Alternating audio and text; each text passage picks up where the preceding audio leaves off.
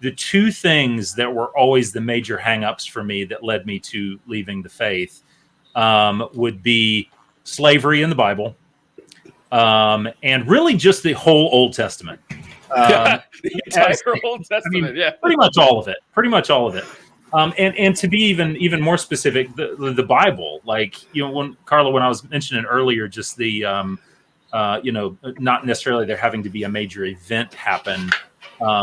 When I stopped making excuses for certain questions and certain things, and I started just like facing the hard facts, it was really like reading the Bible itself that made me go, yeah, I can't justify this anymore. In youth group, I would joke about it. I would make it a joke, and I would tell the kids anytime like we're having conversation and Old Testament would come up, I'd go, you know the rule. Like we don't mess. By the way, the church that I was a youth pastor at was not an IFB church at all. So that's an important clarification, because I wouldn't have lasted long if it was. But it was actually, they had a band, and it was more progressive versions of the Bible. Wasn't a big deal. So not and a I was band. I know, with drums. It was crazy. Funny enough, that reminds me. My in-laws had come to visit us, and this was many years ago. They came to visit us, and they came to our church. And I told my wife, who grew up in a very conservative kind of IFB environment, and her parents still are. Growing up in that, when her parents came to visit, we were really concerned, because we thought, man, they're not going to like this music, and they're not KJV only, but like KJV mostly. And so they came to that morning service, and then they told us that they would not be returning. Because the music just was so just too much. Good. And and I just remember being really offended by that, because I'm like, you know what, like you can't just set that aside to like spend time with your daughter and son-in-law. Like that really bugged me. But their conviction was just so strong on it. Wait, they as in not returning to the church or not returning to see you? Oh, the church. Yeah. Okay, all right. They didn't ban me. Yeah. That's what I thought. Whoa. That's pretty extreme. They said, funny enough, my wife and kids are actually up visiting them right now. I wasn't able to go for a few different reasons, but they just didn't want me there. They said, you can't come.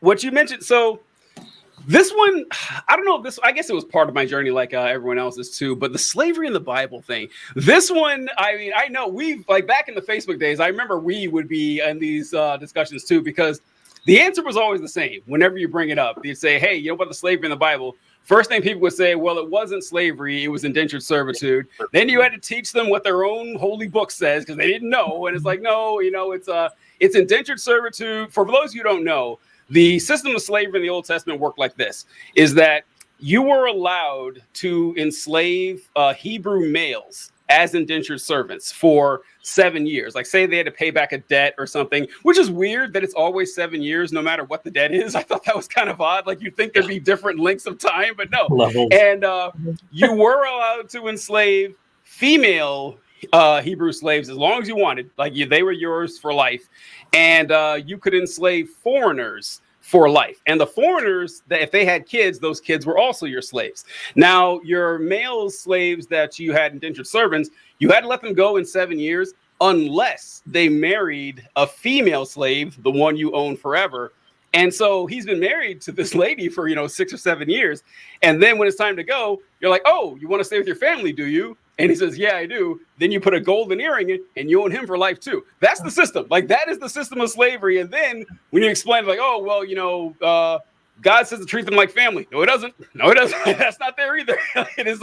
So that one is like what got me was not only the system of slavery that is set up, is that people just didn't know. They didn't bother to learn about it, and automatically, like you said, they automatically had excuses for it. Now, that didn't lead me away from Christianity. Ultimately, it was other stuff too. But I get annoyed when people are like vociferously arguing for something and haven't done the research on it. It kind of bothers me. But yeah, glad you brought that up. The fact that there's rules about how you can beat your slaves, and Yes. you can beat them as long as you don't kill them. Things like this, and it's like this doesn't sound like indentured servitude. And I I remember growing up too, like, you know, when they would talk about putting the marking or the earring or whatever in your ear, and it was always used as like this beautiful example of like, you know, we're, you know, that we're like, you know, servants for Christ, and you know, you're commanded to love your masters, which also just is like a way to say, and that's in the New Testament, and that's in the New Testament. That's in exactly. the New Testament. Yeah. And so when people pull that, well, that was in the Old Testament. Jesus never said, hey, Bible 2.0. That other stuff, yeah, that's not the case anymore. We're changing that. He said, I'm here to fulfill the law, not to abolish it. So, yeah. Now, slavery was one of them. The concept of hell was another one that really I just always struggled with. I believed in it. I believed in a literal burning hell, but I just really struggled. And it was actually reading some of Rob Bell's work. I don't know if y'all are familiar with Rob Bell. No. He was a big deal back in maybe like 2010. He had a series called Pneuma. And they were just short, really well done, well produced videos. But he came out with a book called Velvet Elvis. That may sound familiar. That possibly does, yeah. Velvet Elvis. He basically came out and said that he didn't necessarily believe in hell. And I remember reading that, and what he said, I so agreed with, is he said, you know, if Christ died on the cross, you know, as a gift for everyone to save everyone from hell, he has failed miserably, because how many millions are still going to hell despite the death, burial, and resurrection of Christ? What Rob Bell proposed is he thought that the idea of Christ dying on the cross and literally saving everyone, whether they accepted him or not, was actually a more honorable and sacrificial gift. It was actually salvation that worked. And I was really like drawn to that idea. Now, I couldn't talk about it with any of my like family or friends, because they would have cast me out as a heresy. But it was really Old Testament slavery, hell. Those were the things that were the red flags to me, that I was never satisfied with the answers that I got, that ultimately pulled me out of not just the movement, but really church specifically. Yeah. I hadn't read that book or anything, but I have heard about like the concept of like Christ's like unconditional atonement and everything. That it makes sense to me, honestly. Like it actually does. Like if a human sacrifice is to actually save people from damnation, it would make more sense if it was everyone. But yeah, that's interesting. Wow. Velvet Elvis sounds familiar.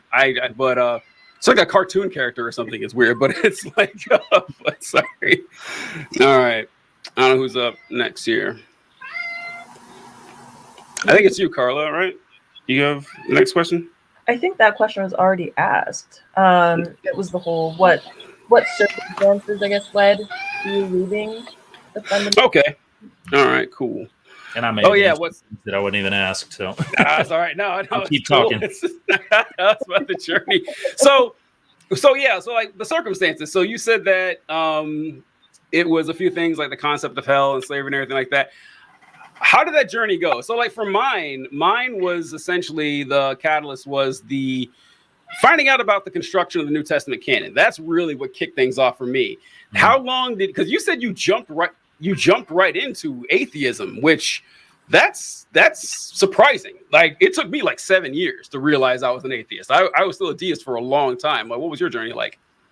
Well, and you're right. The some of the books that I read, like misquoting, I really like Bart Ehrman. Bart Ehrman's great. Mm-hmm. Misquoting Jesus and how Jesus became God. Jesus Interrupted. I'm working on Jesus Interrupted actually right now. I haven't finished that one yet, but there was one particular book. As I was kind of asking these questions and kind of self-reflecting and really just kind of checking my own kind of spiritual pulse. There was a book called Why I Became an Atheist by John W. Loftus. It's a pretty popular book. That name pops up quite often. And that was like the first book that I actually had the guts to like read, where I'm like going into it like I'm disarming a bomb, because I know because John Loftus was a pastor, and I think he may have actually been in the IFB. And so I'm like, okay, I'm going into this territory and I'm reading someone's account who may have a very similar background to me. And I realized going into that it could very well kind of tip the scale, so to speak. I never was a deist. I never was a deist. I was independent fundamental Baptist Christian, and then was an atheist. Wow. I realized I didn't believe it anymore. Now, it didn't happen overnight. Right. Matter of fact, I think I still vividly recall, driving down the road and just bawling and praying to God, the ball's in your court. Like I'm at a pivotal moment, and I'm still talking to God. So like clearly there's somewhat of a belief there, right? And so, it's like, and I get asked this question, from occasionally from my friends and my family, what is it that would convince you to believe again? And my answer honestly just has to be, I don't really know. I can't really think of anything, but God should know. Yeah. And if he wants me to know, then he has the ability to convince me. If the Apostle Paul could have a Damascus Road experience, then he's got no excuse to not do something like that, for me. But John W. Loftus was definitely a big influence why I became an atheist. Once I prayed those prayers to a God that I was slowly losing belief in, and nothing happened, nothing changed. And so I said, well, I think that's it. I think that's all. Wow. And so, that's the way it worked. Now, you mentioned something earlier, TJ, that kind of made me chuckle, and I can't remember exactly how you worded it, but it was the idea of being mad at God versus like not believing in God. Yeah. I talk to myself a lot. You wouldn't believe that, the way I talk in front of other people. But there are times where, okay, I'll use a very personal example, but one that I don't mind sharing. My sister passed away about a year and a half ago. She was 7 years younger than me. She was a devoted Christian. She passed away 7 days after giving birth to her first child. Her husband, they'd only been married for about a year and a half. She went to mission fields. She, dedicated her life to Christ. She went on so many missions trips, gave. She worked at her church like it was a full-time job, and she gave birth and passed away after having her first child. There are times where I say, fuck God. There are times I'll just say that or think things like that because I'm angry. I don't believe, I'm not convinced God exists. Yeah. But the God that I used to believe in, and I'll even think on the off chance I'm wrong and there is one, I'm okay saying this because it's a therapeutic thing. And so, but that was something you mentioned that was kind of interesting, where it's like, being mad at God, but how do you be mad at God if you don't believe in God? I think it's actually possible. It's the same as me being mad at Voldemort for what he did to Harry's parents. Screw Voldemort. It's and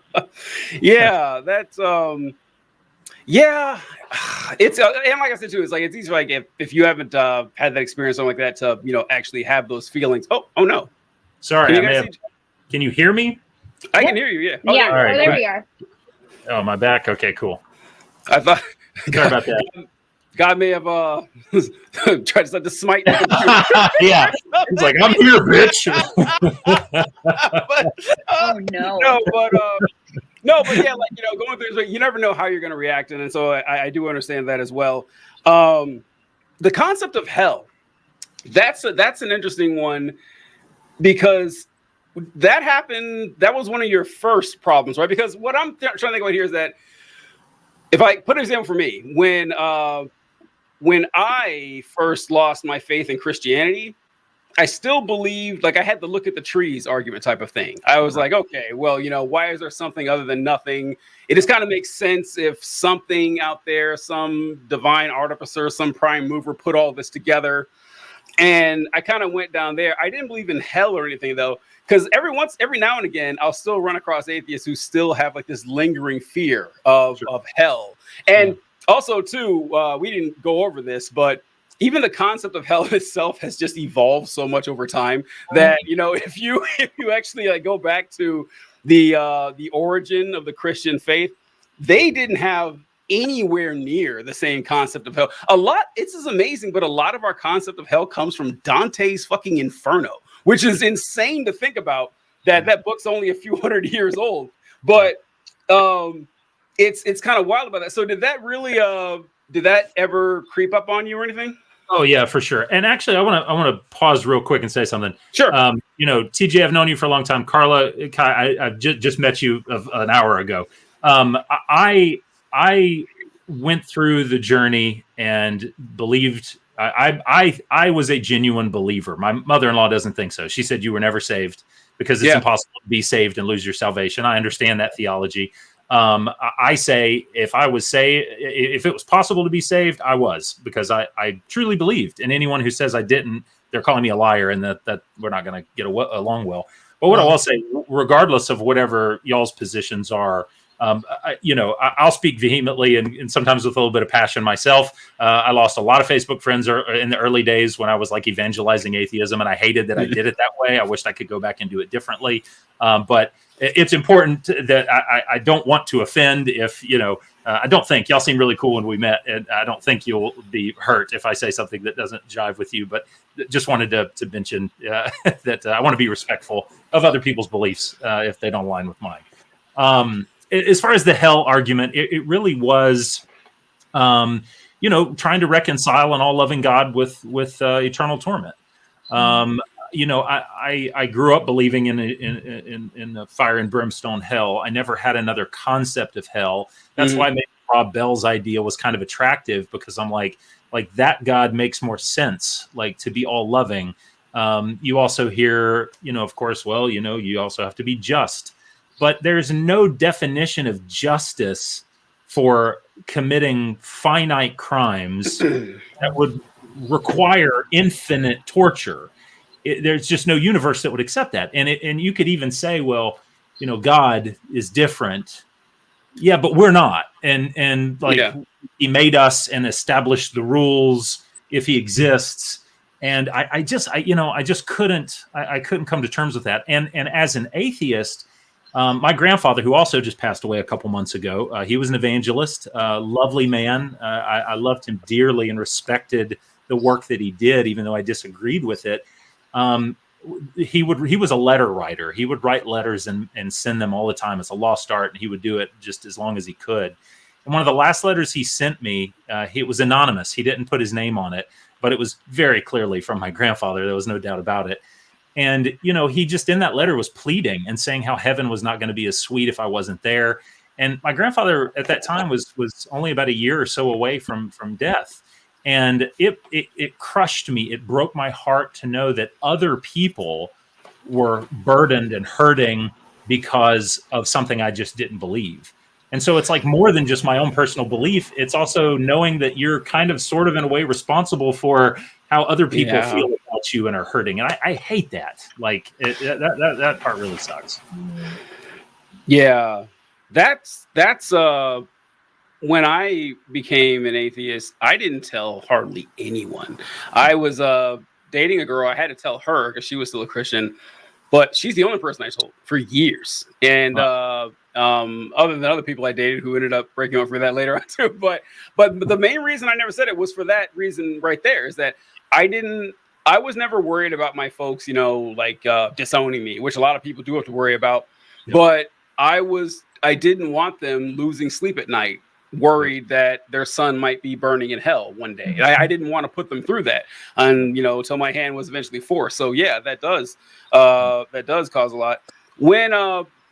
When you finally did have this realization, so how old were you at this time? You were a youth pastor, how old were you when this deconversion officially happened? It's actually pretty easy for me to remember the date because my current place of employment, I've been there for 11 and a half years. And the deconversion happened shortly before I started working there. Okay. Wow. It's been about 12 years since, my faith was gone.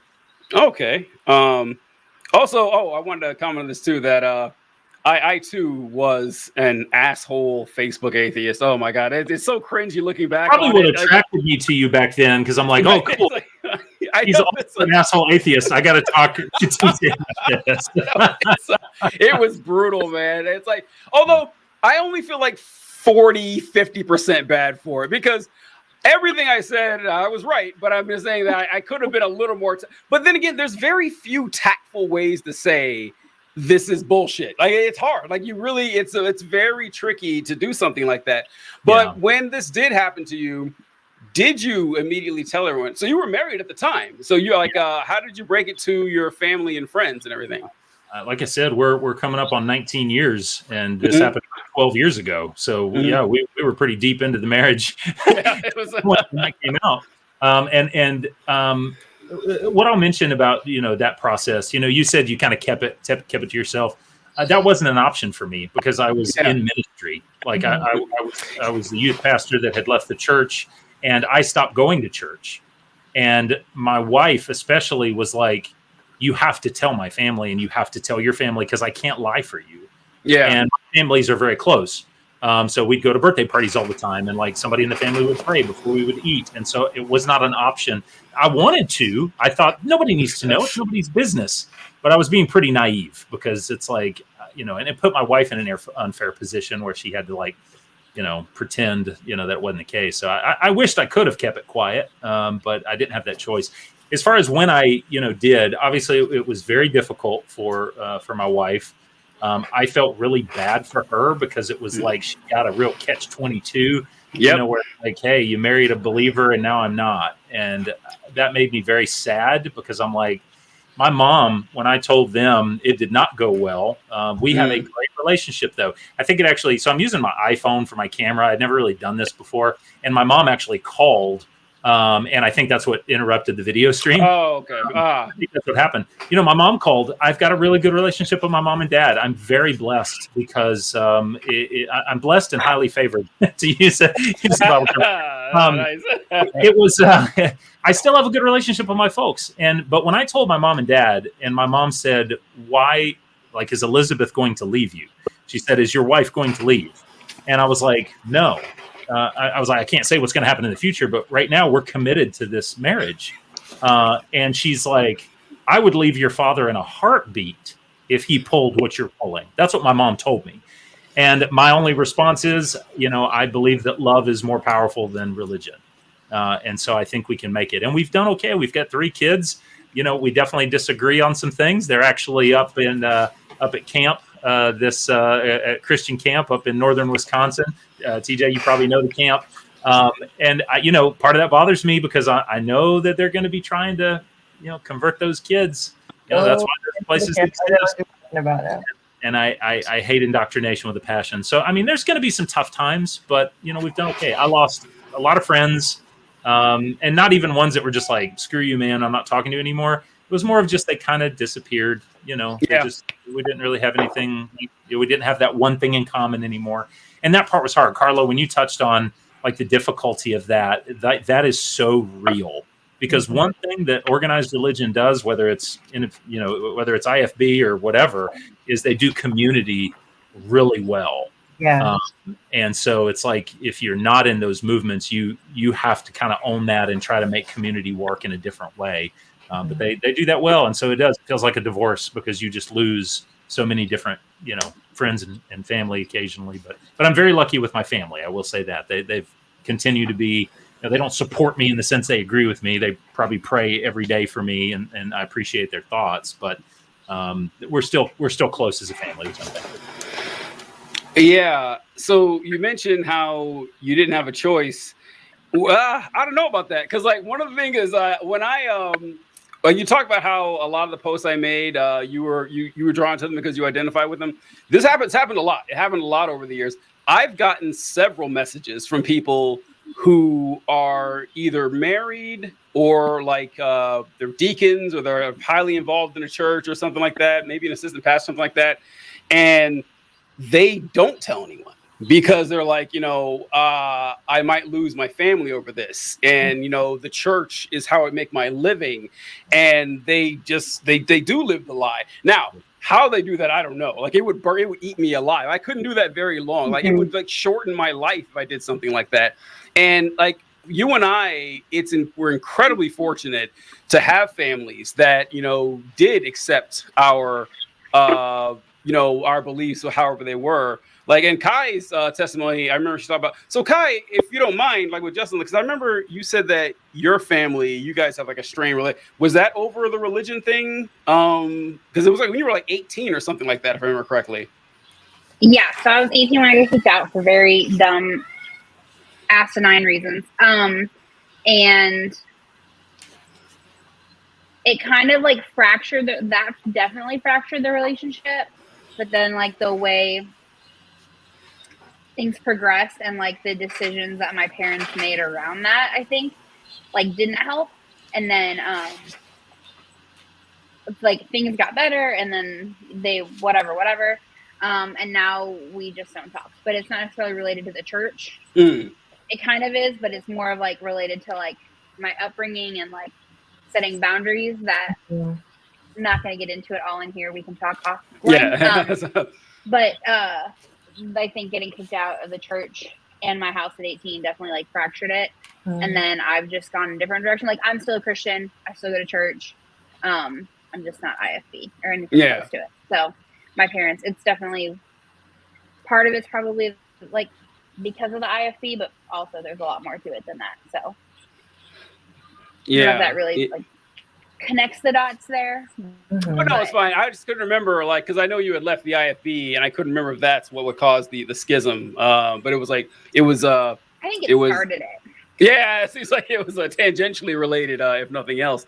And so also, I don't remember when I found this out because I knew you were married, and I didn't know if Elizabeth felt the same way or anything. And then I saw some post. I remember I was like, and where it was very clear, or you said something like that, and I was like, oh wow, because I expected, I was like, oh, is that going to work? With the whole, and I don't think I can think of another example. Actually, I can't think of another example of someone I know who was in the situation that, and you've like been at this for over a decade. Like you guys are going really strong here. And like, that's, I don't want to say commendable. Like I had a boy, that's not what I mean, but it's like, it like hearing that your mom said that, it didn't surprise me that she said that because that's the reaction I would expect from most, believers, married or otherwise. And I'm not saying it would be easy, but it wouldn't shock me if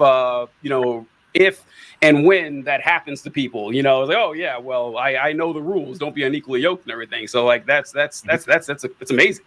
Yeah, and I would take an attaboy because I think like any relationship, it takes two, right? And I want to make it work. I try to be respectful. Over the years, like initially, before it was like any comment or anything about like religion or Christianity at all, my wife just couldn't talk to me about it. It was just too sensitive. It was too soon.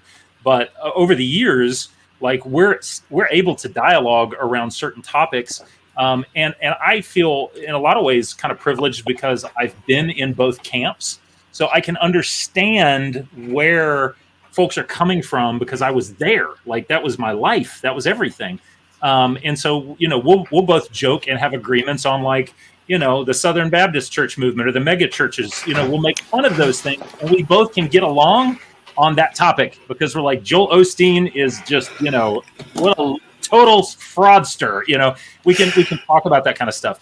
I even remember, and this is with my in-laws, who also are very wonderful. I love them, and they're great people. They're really great in-laws. I remember once we were on vacation, like the whole family gets together about once a year, and we usually will go to just a local church wherever we are, and it's always kind of fun because you don't know what you're going to get. It's like chocolates. And so I remember one time we went to this little church. We were on vacation in Virginia, I think somewhere, some cabin or something. And we went to this little church and it was rough. I'm sitting there as an atheist and I'll listen and I'll take notes and I'll kind of like, debate in my mind while I'm listening to the pastor. But it was rough, even by like Baptist standards. And after it was over, I kind of made the joke. I said, you know what? I think even the atheist in this family could have preached a better sermon than he did. My mother and father-in-law laughed. It's like I'm sure they were probably crying on the inside, but they, it's like, you can joke about things. But yeah, I am extremely fortunate. And Elizabeth, it took her too. She wanted to make it work, and she's awesome. I want this to last as long as it can, and I don't have any reason to think it's going to change so anytime soon. So, oh, that's. I do want to say, you're being far too modest. Like I guarantee a lot of atheists could preach dynamite sermons. I mean, I'm positive we could. I'm positive we could. You know, I don't see that being a huge issue at all. What have you seen?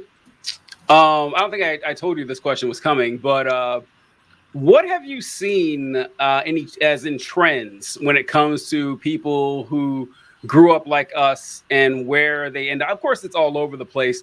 But like, for example, one thing I've noticed in more or less I haven't been to a church service in a long time, but I've seen the familiar trappings and the messaging, because when all of us were little, like Carla, you mentioned the fire and brimstone preaching. I see a lot less of that these days. I see a whole lot less of that, like almost never.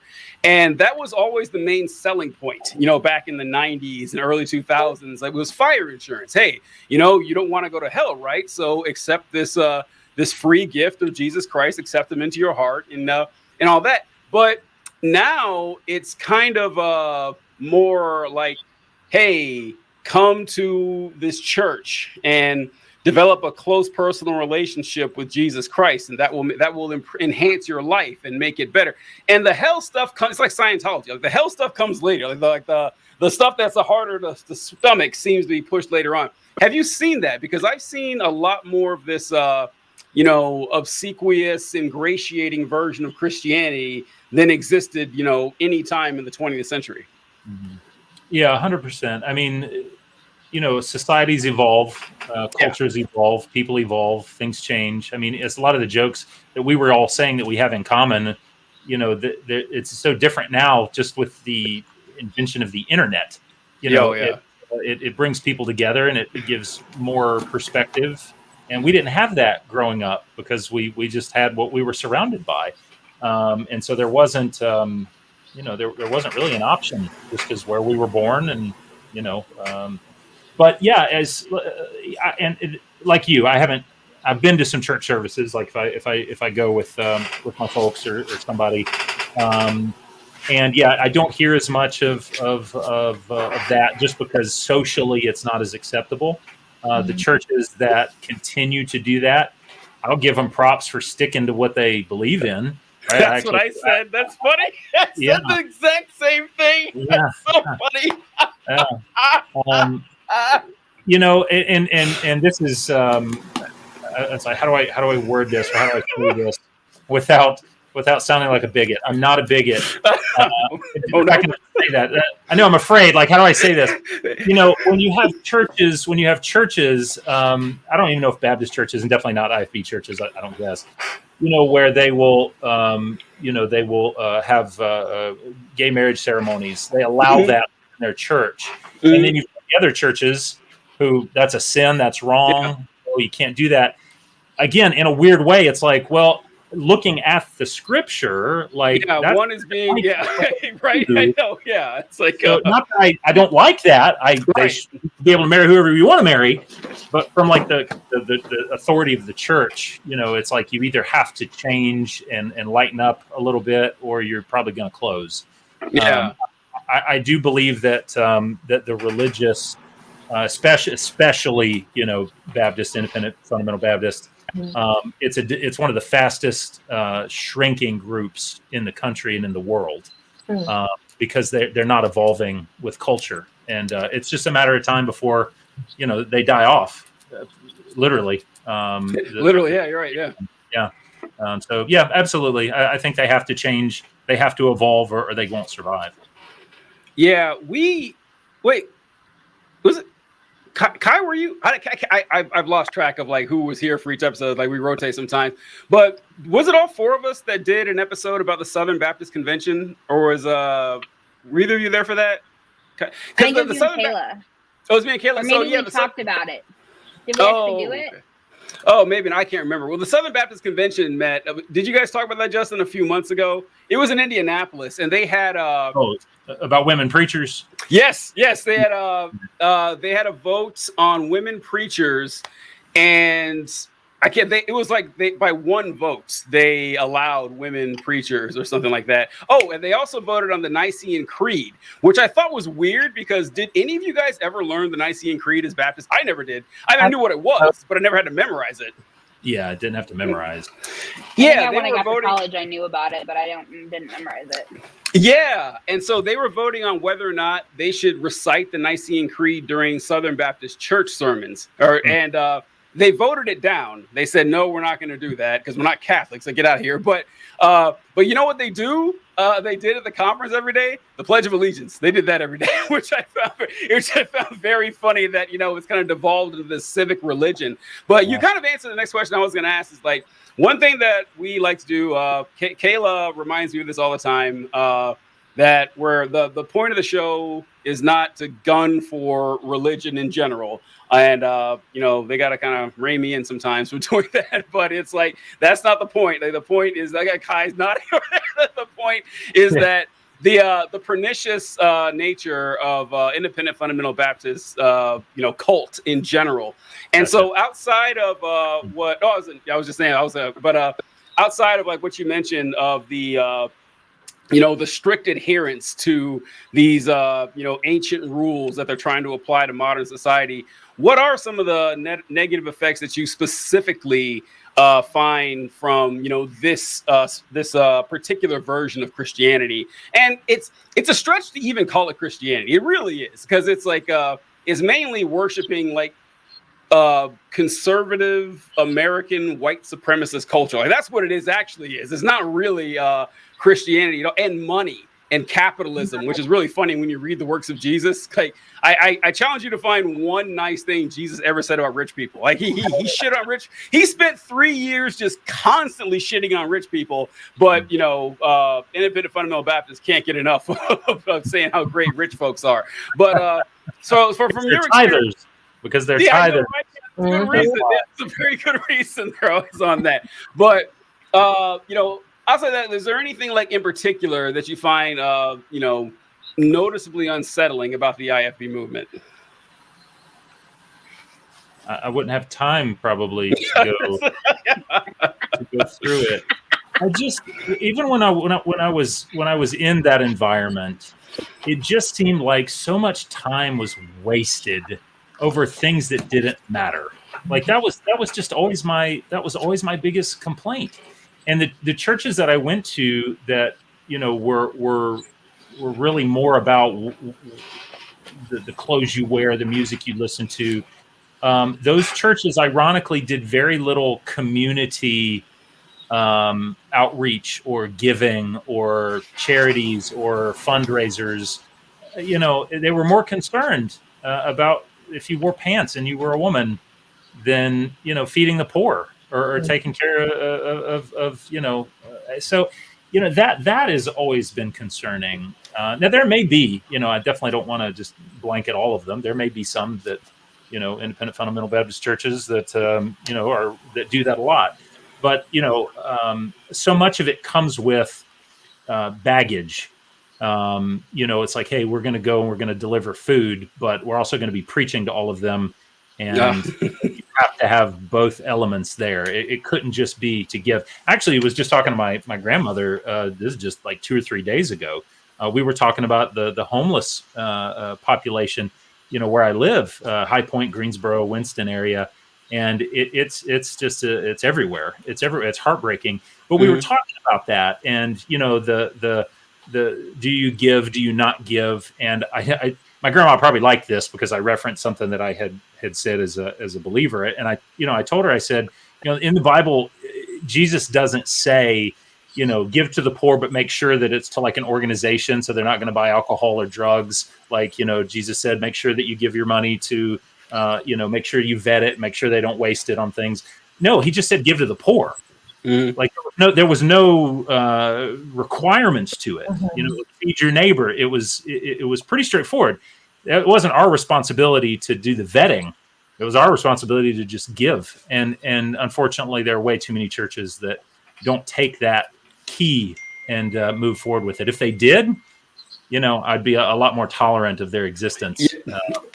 Be a lot less complaining about church if they did stuff like that. I know that's one of Kai's big issues there about churches focusing on things that just don't matter. I was thinking that was like Kai's wheelhouse. Yes. I saw her nod. I Yes. was like, oh yeah, I know she's got something to add to this. Well, Go because ahead, like I sorry. remember being a teenager in youth group, and like they want all these people to come to church, and they make all these big pushes for like new people and whatever. But oh, by the way, I literally in our youth group room they had like a box of clothes, and it was always for the girls. And if they weren't wearing the right thing, they would make them put on a different shirt or make them put on a skirt, and Oh, man.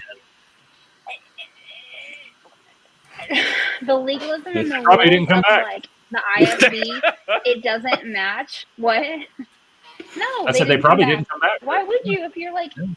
Why would you? Like, and like, show me in the Bible where like Jesus didn't accept the people for who they were. Like, you can't find it. Like, it's not in there. That he only like behaved sometimes. You know, like. So it used to irritate the shit out of me because I would be like, what? Like that's when I like. The older I got, I would be like, that's not right. Like, or when people would come, like, if they didn't look right or whatever right, like, they would add them to the prayer list or they would sit by themselves. And I'm like, this isn't right. This isn't what right looks like. And I think that's when I really started getting irritated. Like, I remember there was, like, a pregnant teenager that came to youth group and, like, she literally sat by herself and they're like, don't talk to her. She's a bad influence. And I'm like, okay. Yikes. Okay. And so I get real like, Hey, well, I can be a good antsy influence. around like, Yeah, like yeah, right, Like, why right. is that And ever? not to mention, if you're already a pregnant teenager, you're gonna like do that.